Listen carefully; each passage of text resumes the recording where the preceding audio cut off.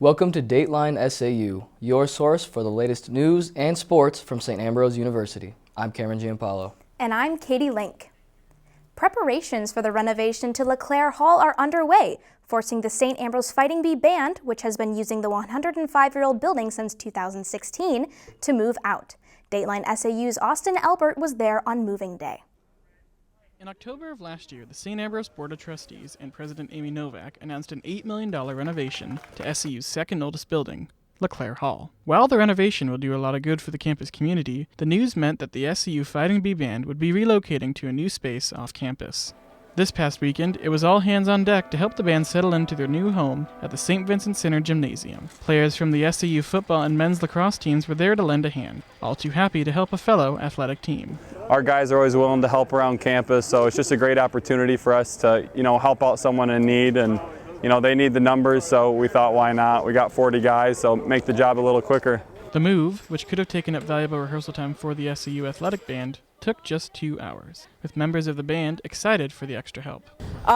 There's a lot of people here, much more than I expected to see, and so it's really nice to see everyone coming in and helping out, because it would definitely be a lot of stuff to move, as you can see, without everyone's help. It's really nice to get some athletes to come and hang out and help us out, because band kids, I don't know, it was nice to get a lot of muscle from some of the other places. After the job was done, everyone involved posed in front of the band trailer for a photo as a reminder of the campus community working together towards a common goal. Austin Albert, Dateline SAU. You can catch the band in action at SAU basketball and volleyball games throughout the year. And don't forget to support the SAU Indoor Marching Arts program in their inaugural season at various performances throughout the semester. For more information, visit St. Ambrose Fighting Bee Band Facebook page. While the campus was on winter break, the SAU Theatre Department was busy participating in a college theater festival, and there was a lot of success. SAU theater professor Dr. Corrine Johnson says that she is proud of everyone's accomplishments. We are blessed with incredibly talented students, and they really showed up when it came to putting the hard work in and the rigor that go. A lot of people are talented, but you've got to be able to put the work into to have the final results be what they were. So we are all so proud, and I am blessed to have been in the room with all of them, all of you, as you coached and grew and entertained. SAU junior Peyton Reese was the winner in a very competitive musical theater category, an award no St. Ambrose student has ever won before. Yeah, I don't know. It's very surreal and just doesn't seem real quite yet. That Corey called me and she's like, "Oh my gosh, I'm so proud of you," and it feels really cool. But yeah, it's we've been doing this for a couple years now, and I know it's very exciting.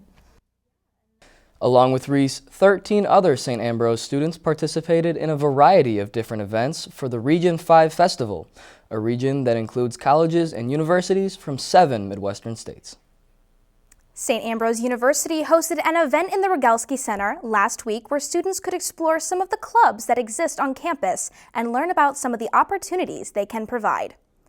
It's an event known as Club Fest, and students could find a wide variety of clubs to join, as well as learn how these clubs can help them academically and professionally. I'm with the engineering clubs. We have a couple of different ones. We have our engineering club, Design Hive, Mecha Hive Robotics. And the nice part about these clubs is they provide a practical base for students to learn ideas and concepts outside of class. KALA is our on-campus radio station. We do podcasts, broadcasting, pretty much every learning experience for students here on campus. Many of the clubs can offer scholarships and practical experience to the students so they can then apply those additional skills they learned after graduation. Protect the pollinators. Over the past few months, the St. Ambrose Sustainability Committee has been granted certification to be a bee campus. Dr. Dennis Teresi and his associates worked hard to not only support the Ambrose mascot, but to bring environmental consciousness to the St. Ambrose community. I think it means a couple things for the future of Ambrose. First of all, we are making a commitment to environmental stewardship and management and protection, which is an excellent step for us to be taking, especially as an urban campus. There are ways that we can have a beautiful campus right in the middle of a relatively large metro area and still do things that are beneficial to wildlife and biodiversity. And we'll continue building those steps. This is just the first step in that sort of direction. St. Ambrose is just one of 3 schools within Iowa to take this initiative. Organizers hope to steer others to better collaboration on environmental issues in the Quad Cities. As snow continues to fall on campus, students are searching for the closest parking spots on their way to classes. On Monday, campus security stopped issuing warning citations to vehicles that are parked inappropriately and started handing out tickets. Campus security says they are doing this to help make space available for those who have purchased a permit and to help keep campus safe. They added that tickets may continue to be issued every 8 hours until offending vehicle is moved. A former St. Ambrose University faculty member has died. Bill Lynn died on January 17th following a battle with cancer. He taught at St. Ambrose University for more than 20 years, specializing in economics and entrepreneurship, before retiring in 2017. He also served 8 years on the Davenport City Council. He was 75 years old. Catherine McKnight died December 28th following a battle with breast cancer. She had a 50-year career in nursing, including nearly 15 years as a member of the nursing faculty at St. Ambrose. She was 73 years old. St. Ambrose University was able to host winter commencement ceremonies in person in December in spite of COVID-19. The pandemic had forced cancellation of the event in 2020. Among the protocols in place this year, the event was split into 2 separate ceremonies in order to reduce attendance numbers. First up was the hooding and commencement ceremony for graduate students. 74 students were awarded their master's degrees, while another 37 received doctoral degrees in a morning ceremony at the Davenport River Center. They were urged to use their education to help others, even if that feels uncomfortable at first. Science, chemistry. The world does not like the idea of encounter. Encounter is not efficient. It does not yield itself to tidy outcomes that can be put into an Excel spreadsheet. It takes time. Its paths are not linear. It's terrifying because you never know where it's going to lead. But that's exactly the point. It doesn't work according to our logic because it's not human, it's divine. The undergraduate ceremony was held that afternoon as 145 Ambrosians received their bachelor's degrees and became SAU's newest alumni. They too were urged to live a life of service. I challenge you to continue to serve others and make a difference. Choose to encourage and inspire. Use what you've learned to do what is right and good. Decisions and actions today define who we become tomorrow. The winter commencement was the first St. Ambrose graduation ceremony for new St. Ambrose president, Dr. Amy Novak.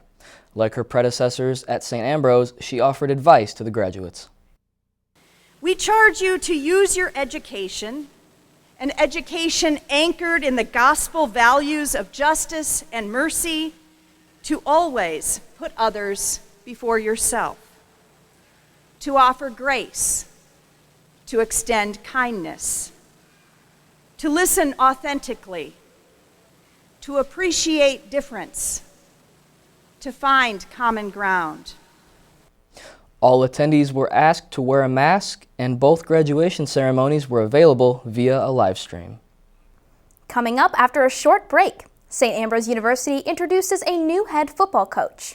And the SAU Women's Basketball team continues to roll. We'll have these stories and more coming up after the break. On Dateline SAU.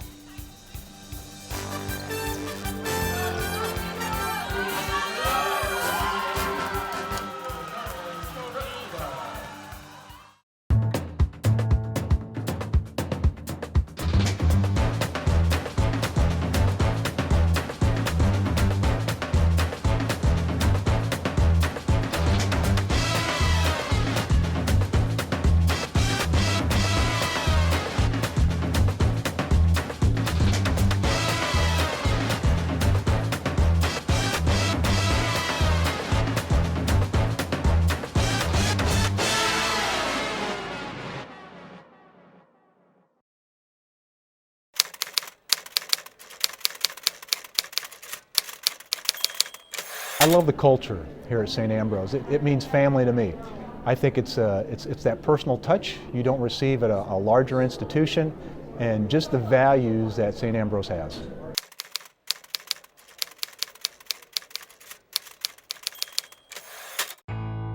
We're more than a radio station. We're your neighbors, investing time in our community. We're mentors, guiding the next generation of broadcasters. We're supporters of veterans, partners with social service agencies, and investigators of history.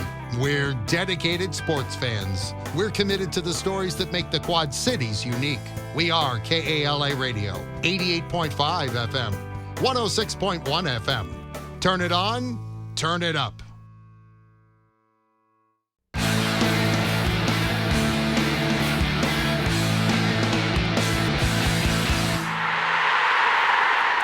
When the winningest coach in St. Ambrose football history resigned at the end of the season last year, the Bees began a nationwide search to find a replacement for Mike Magistrelli. In January, they introduced his replacement, and as it turns out, they didn't have to go far to find him. They selected former Bee assistant coach Vince Phillip. Phillip has been a part of the SAU football program for 13 seasons, including 4 years as a player. He most recently served as the defensive coordinator and associate head coach. The new head Bee says he is honored to take the helm.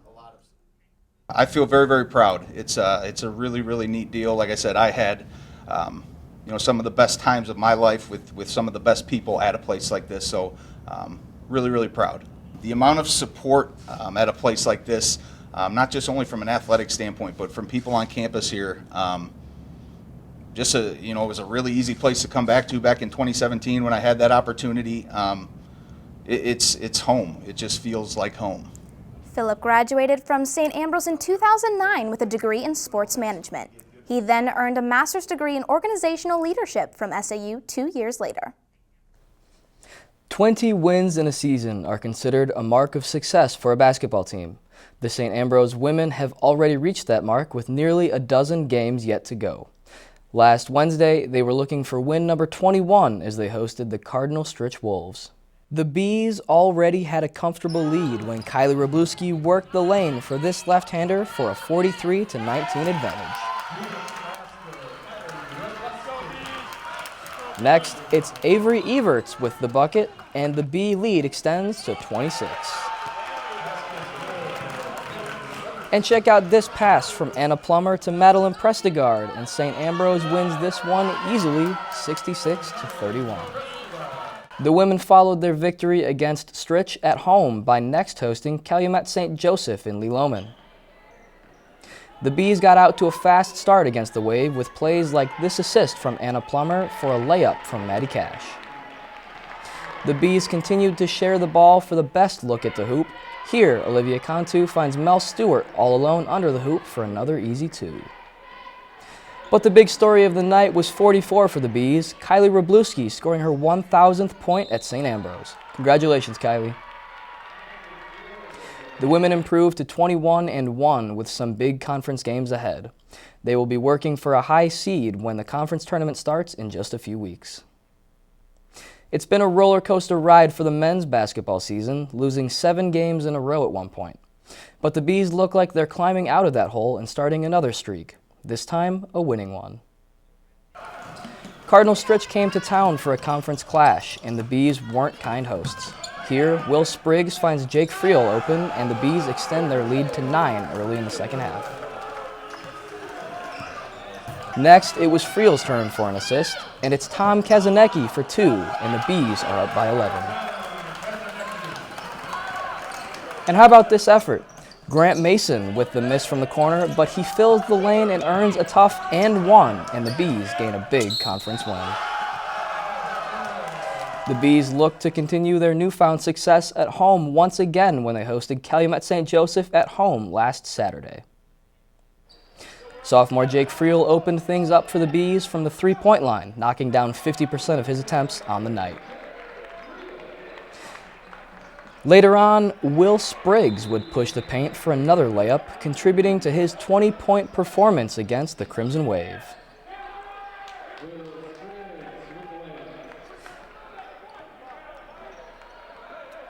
Check out this impressive one-man performance. Tom Kazanecki would miss the two-point attempt, but go on to recover his own rebound to add to the Bees' lead. The men shot at over 53% from beyond the arc to bring home an 80-67 victory. The men followed that game with a win at Iowa Wesleyan. They have now marked 4 straight W's, their longest winning streak of the season. The St. Ambrose swimming and diving team honored 17 student athletes on Senior Day while hosting a dual meet versus Augustana. The men's team dominated their event while the women fell short. The team will host one final meet this season with the Midwest Invite, February 11th and 12th at Davenport Central. The St. Ambrose men's volleyball team was looking to right the ship against Augustana after starting the season 0-2. We pick up the action late in the first set with this kill from Jason Baginis going off in the face of an Augustana player, which would make it 20-14 in favor of Augustana.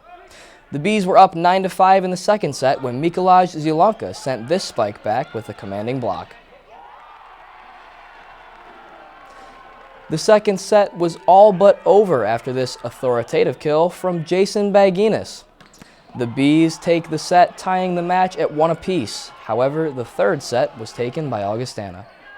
Needing to stay alive in the fourth set, the Bees' Drew Hamlin and Nick Fox combined for this magnificent block.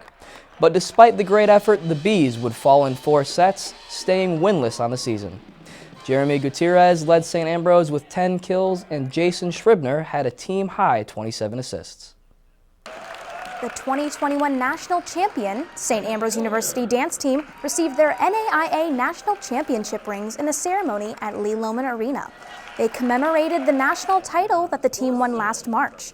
It was the school's second national title since the NAIA began offering a championship in 2017. Coach Danelle Langeneckert's team is back at it this season, starting with a competition in Newton, Kansas. Nationals will begin March 9th in Ann Arbor, Michigan.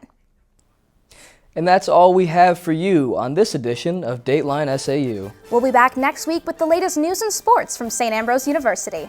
Remember to check out the SAUtv Facebook and Instagram pages for our newscasts, late-breaking news, and more. You can also find news stories and videos on The Hive at SAUthebuzz.com. Thanks for watching. We'll see you next week.